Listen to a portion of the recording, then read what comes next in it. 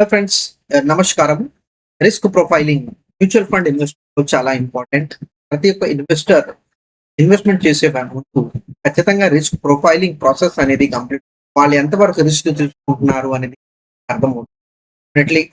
Most of investments అనేది నా friend investment చూసి నేను మ్యూచువల్ ఫండ్ లో ఇన్వెస్ట్మెంట్ చేయాలని నా ఫ్రెండ్ పర్టికులర్ మార్కెట్ లో ఇన్వెస్ట్మెంట్ చేసుకుని డబ్బులు చేసుకున్నాడు.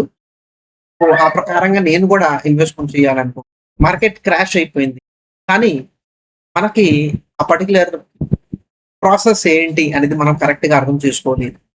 కరెక్ట్‌గా మనం ఇన్వెస్ట్‌మెంట్ మీద రిస్క్ ప్రొఫైలింగ్ అనే ప్రాసెస్ అనేది మనం కరెక్ట్‌గా ఫాలో అవుతే అన్నెసెసరీ మన మీద ఫైనాన్షియల్ స్ట్రెస్ అనేది ఉండదు.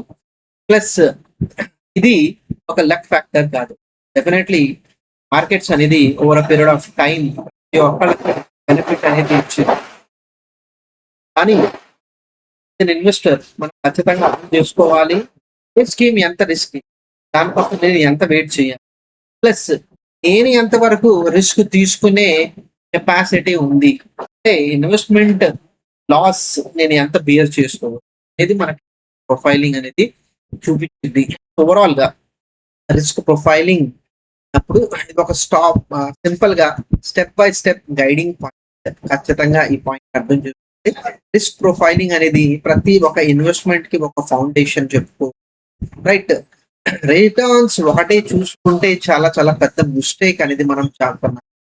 So risk point of view తోటి నేను నా కెపాసిటీ ఏంటి, నేను ఎంత టాలరేట్ చేసుకోవచ్చు అనే విషయం మనం ఇన్వెస్ట్మెంట్ చేసే వెనకాల ఖచ్చితంగా అర్థం చేసుకోవాలి. రీజన్ ఏంటంటే మనం మ్యూచువల్ ఫండ్ అన్నప్పుడు అది మార్కెట్ రిలేటెడ్ ఇన్వెస్ట్మెంట్. అందుకోసం ఈ పాయింట్ ఖచ్చితంగా అర్థం చేసుకోవాలి. Different types of investment market లో మనం చెప్పుకోవచ్చు. సో మ్యూచువల్ ఫండ్స్ లో కూడా ఇన్వెస్ట్మెంట్ అలాంటి పాయింట్స్ మనం అర్థం చేసుకో, కొన్ని విషయాలు ఎగ్జాంపుల్ తోటి అర్థం చేసుకొని ప్లస్ డెఫినెట్ ఫండ్స్ అనేది ప్రతి ఒక్క mutual fund definitely risk profiling అనేది చేయాలి వాళ్ళు క్లయింట్స్ కోసం.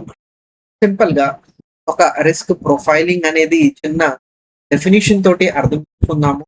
Risk profiling is the process of understanding how much investment risk a person can take to take and is emotionally comfortable taking based on his life situation, financial goals and personality.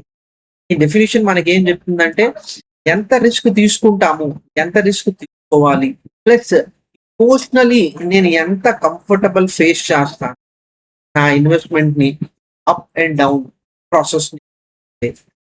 అది ఒక clear indication direction లో వెళ్ళాలి. ఏ situation లో ఉండాము financial, మన financial goals కోసం మనం, plus as an individual గా conservative invest, నేను మోడరేట్లీ రిస్క్ తీసుకునే ఇన్వెస్టర్, లేకపోతే అగ్రెసివ్, లేకపోతే అల్ట్రా అగ్రెసివ్. సో ప్రతి ఒక్క ఫీచర్ ఉన్న మ్యూచువల్ ఫండ్స్ ఉంటాయి. డెఫినెట్లీ ఆ పర్టికులర్ ఫామ్ ఖచ్చితంగా మీ ఇన్వెస్ట్మెంట్ ఐడియా అనేది క్లారిటీ, కెపాసిటీ, టాలరెన్స్ అండ్ ఎంత రిక్వైర్, నేను రిస్క్ తీసుకోవాలి. రిటర్న్స్ అందరికీ ఒక ఐడియా ఉంటది, కానీ దానికోసం నేను ఎంత రిస్క్ తీసుకోవాలి, నా డౌన్ సైడ్ రిస్క్ ఎంత ఉండొచ్చు అనే క్లారిటీ ఖచ్చితంగా రిస్క్ ప్రొఫైలింగ్ అని.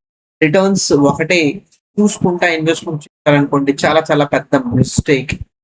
స్మాల్ క్యాప్ పోయిన సంవత్సరం 35% రిటర్న్ ఇచ్చింది అనేది వినటానికి చాలా బాగుంది, కానీ అదే స్కీమ్ 55% అనేది సింగిల్ ఇయర్ లో పడే అవకాశం అనేది కూడా ఉంటాయి. ఎంత తెలుసు అంటే మీరు ఇన్వెస్ట్మెంట్ చేసిన తర్వాత ఒకవేళ ఇన్వెస్ట్మెంట్ చేశారు, 55% పడే అవకాశం ఉంది అంటే 45,000 దాకా మీ పోర్ట్ఫోలియో కింద ఫాల్ అవుతుంది. అంటే 55,000 పడింది, మీ ఓవరాల్ ఇన్వెస్ట్మెంట్ వాల్యూ 45,000 కనిపించింది. ఇది మెజారిటీ రిస్క్. రిటర్న్స్ ఒకటే కాదు, రిస్క్ కూడా మనం చూడాలి. ఎంత వరకు నా పోర్ట్ డౌన్ అయ్యే అవకాశం short term. So high risk definitely ఏమి ఇదంటే అటెన్షన్ ఇచ్చింది, దీంతో ఎక్సైట్మెంట్ అనేది మనం ఫీల్ ట్రిగర్ చేస్తాము మన ఫ్రెండ్స్. అదర్ ఇన్వెస్టర్స్ చేశారు అనే పాయింట్ మనం చూస్తాము. వాలటిలిటీ మనం ఇగ్నోర్ చేసుకుంటాం. అన్నెసెసరీలీ మనం ఏ టైంలో ఇన్వెస్ట్మెంట్ చేయకూడదు, అలాంటి టైంలో చేయాల్సిన అవసరం రావచ్చు. డెఫినెట్లీ రిటర్న్ ఒకటే కాదు, రిస్క్ అడ్జస్టెడ్. ఆ రిటర్న్ రావటానికి నేను ఎంత రిస్క్ తీసుకోవాలి. సో ఇక్కడ 35% అనేది చాలా బాగా కనిపించింది. కానీ ఈ 35% కోసం మన పోర్ట్ఫోలియో 55% కూడా ఫాల్ అయ్యే అవకాశం. మనం అంత ఫాల్ డైజెస్ట్ చేసుకుంటాం అనేది ఖచ్చితంగా అర్థం చేసుకోవాలి. సో రిస్క్ కెపాసిటీ ఇంకా risk tolerance. So risk capacity already మన దగ్గర అసెట్స్ ఉన్నాయి. ఎమర్జెన్సీ ఫండ్ కూడా బాగుంది. టైం హొరైజన్ కూడా మనకు చాలా క్లియర్ గా ఉంది. నెంబర్ ఆఫ్ డిపెండెంట్స్ బాగున్నారు ఉన్నారు స్టెబిలిటీ. సో కెపాసిటీ అనేది మనకి ఎప్పుడు వచ్చిందంటే మన మన ఇన్వెస్ట్మెంట్ మీద కంప్లీట్లీ డిపెండెంట్ మనం ఉండట్లేదు, ఫ్యామిలీ మెంబర్. అలాంటి సిచ్యువేషన్ ఆ ఇన్వెస్ట్మెంట్ కొద్దిగా డౌన్ అయిన వెయిట్ చేస్తాం అనేది రిస్క్ కెపాసిటీ హోల్డర్స్ ఇన్వెస్ట్మెంట్ చేస్తారు. రిస్క్ టాలరెన్స్ అనేది ఏంటంటే ఇన్వెస్ట్మెంట్ ఫాల్ అయిన తర్వాత నేను భయపడుతున్నా, కీప్ అనేది డిస్టర్బ్ చేస్తుంది ఆ ఫాల్. పాత బిహేవియర్ ఇది పాస్ట్ బిహేవియర్ అనేది నేను సో ఓవరాల్ గా నేను సింపుల్ గా అర్థం చేసుకునేది ఫాలో అయినప్పుడు నేను డిస్టర్బ్ అయిపోతా. నా ఓవరాల్ నేచర్ అనేది సో అలాంటి నేను ఎక్కువ రిస్క్ బాగుండే ఒకటే కాదు, ఎంత రిస్క్ ని టాలరేట్ చేస్తాము అనేది ఖచ్చితంగా అదేనండి. మనం స్టెప్ ఏంటి అది ఇండివిజువల్ పర్సన్ మనం 1 by 1 అనేది అర్థం చేసుకో. మేజర్ టైప్స్ ఆఫ్ మార్కెట్ లో ఎటువంటి రిస్క్ అవైలబుల్ గా ఉంటాయి. సో మార్కెట్ లో ఇన్వెస్ట్ చేయడం వల్ల ఖచ్చితంగా మనకి మార్కెట్ లో ఒక మూమెంట్ అనేది ఇంపాక్ట్ అవుతుంది. ఎకనామిక్ స్లో డౌన్ ఇంపాక్ట్ అవుతుంది. గ్లోబల్ సెల్ ఆఫ్ ఇంపాక్ట్ అవుతుంది. మనం ఏ పర్టికులర్ సెగ్మెంట్ లో ఇన్వెస్ట్మెంట్ చేస్తామో ఆ సెక్టరే మన బేసికలీ రొటేషన్ ప్రాసెస్ డౌన్ అవుతుంది, అప్ అవుతుంది. అలా అది కూడా మనకి ఇంపాక్ట్ అవుతుంది. Inflation definitely. సో ప్రతి ఇన్వెస్ట్మెంట్ గురించి మనం మాట్లాడినప్పుడు ఇన్ఫ్లేషన్ గురించి ఖచ్చితంగా, అంటే ఇన్ఫ్లేషన్ వల్ల మన పర్చేసింగ్ పవర్ అనేది తగ్గిపోతుంది. లిక్విడిటీ రిస్క్, నేను ఎంత తొందరగా నా ఆస్తులు అమ్ముకొని నేను క్యాష్ లో కన్వర్ట్ చేస్తాను. డెఫినెట్లీ ఆ పాయింట్ కూడా ఖచ్చితంగా గుర్తుంది. క్రెడిట్ రిస్క్, ఇన్వెస్ట్మెంట్ లో డబ్బు ఎప్పుడైనా తిరిగి నాకు ఈ రెండు రానప్పుడు మనం క్రెడిట్ రిస్క్, మన ఓవరాల్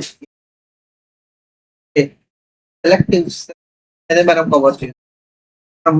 బ్యాంకింగ్ సర్వీసెస్ మన ఇన్ఫ్రాస్ట్రక్చర్ స్పెసిఫిక్ సెక్టర్స్ లో కాన్సన్ట్రేషన్ రిస్క్ పోర్ట్ఫోలియోలో ఉంది అనేది గురించి సెపరేట్ గా అనేది కూడా చూశాను. Behaviour risk, overall market experience తోటి నేను బేసికలీ ఏ విధంగా సేవ్ చేస్తున్నాను క్లియర్ గా అర్థం చేస్తాను. డిఫరెంట్ టైప్స్ ఆఫ్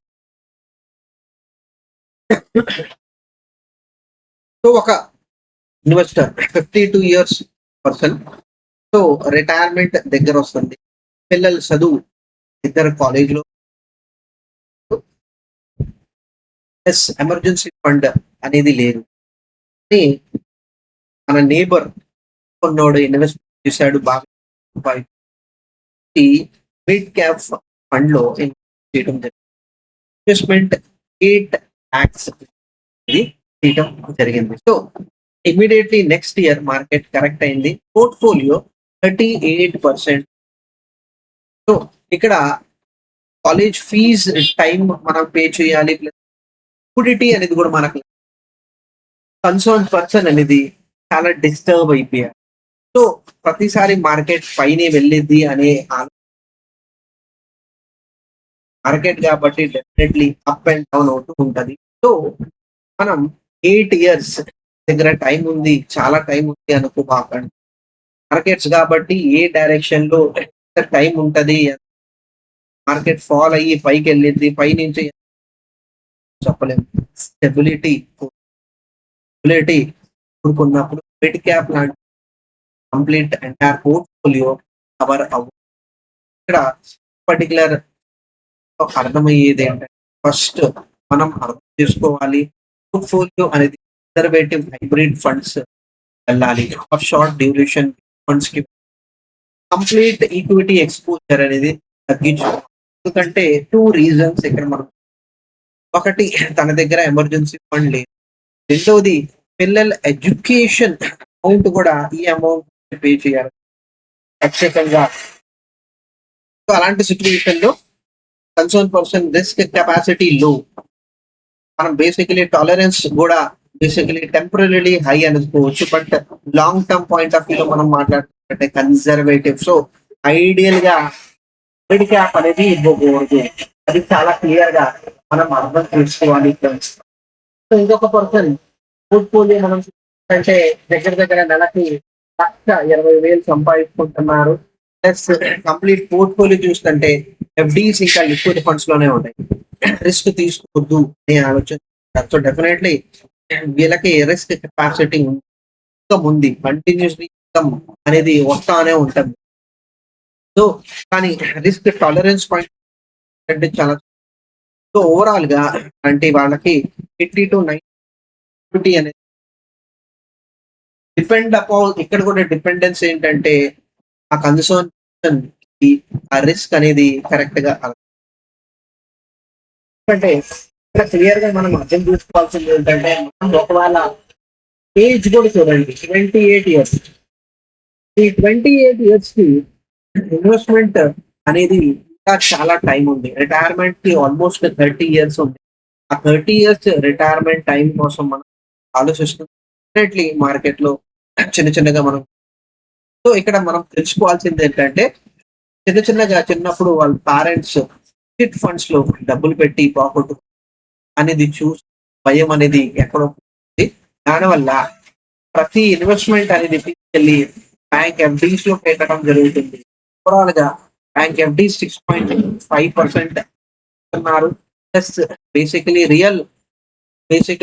రిటర్న్స్ మనం అంటే దగ్గర దగ్గర ట్యాక్స్ రిటర్న్ అంటే దగ్గర 4%.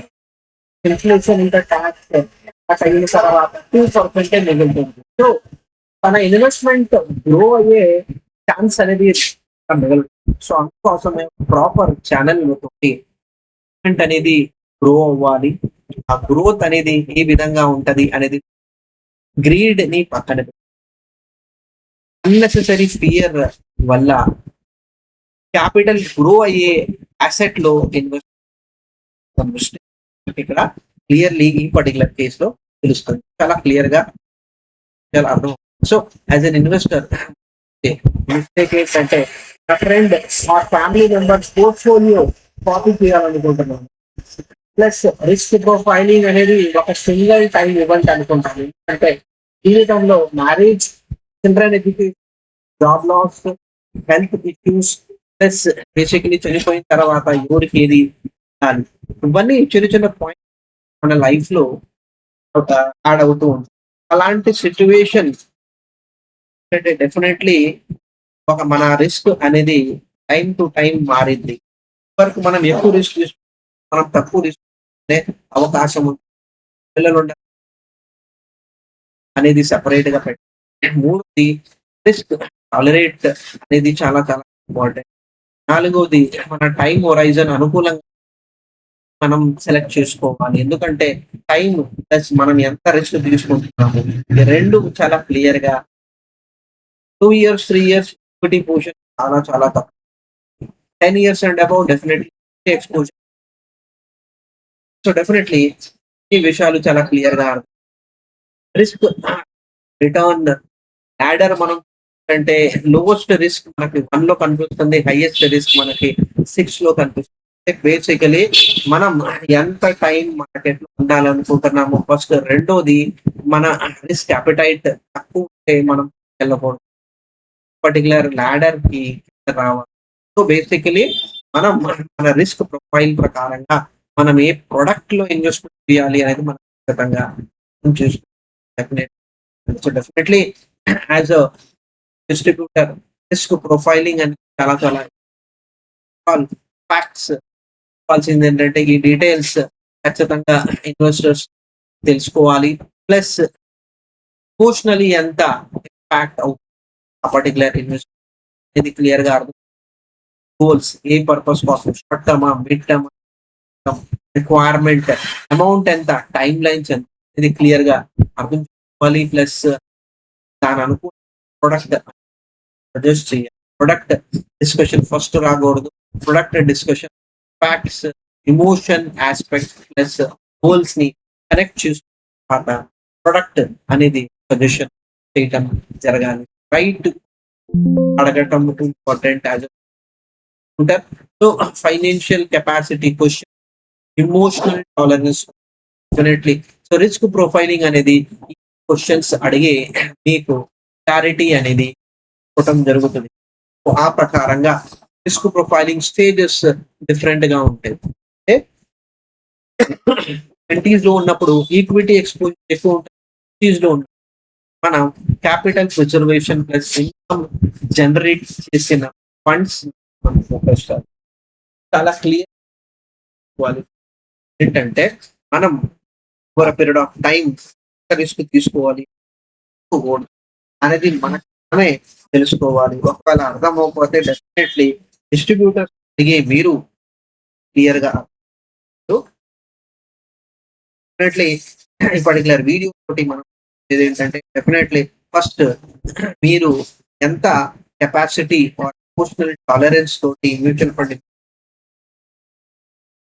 ఎంత రెగ్యులర్లీ మీరు ప్రొఫైలింగ్ మ్యాచ్ చేసుకుంటారు అంత బెటర్ గా మీ ఇన్వెస్ట్మెంట్ రైట్ ప్రాసెస్ తోటి వెళ్ళి డెఫినెట్లీ మ్యూచువల్ ఫండ్స్ ని నమ్ముకోండి. ప్లస్ మీ రిక్వైర్మెంట్ ప్రొడక్ట్ అనేది సజెస్ట్ చేసుకుంటే డెఫినెట్లీ దానివల్ల మీ వెల్త్ క్రియేట్ అవుతుంది. ఆ వెల్త్ క్రియేషన్ తో గోల్స్ మీట్ అవుతాయి. టైం లైన్స్ రిస్క్ తగ్గట్టు పానిక్ అనేది అవ్వరు, స్ట్రెస్ అనేది అవ్వరు. చాలా క్లియర్ గా ఇక్కడ రిస్క్ ప్రొఫైలింగ్ మనం వీడియోలో చాలా ఓపిక తోటి thank you very much and stay connected. Thank you.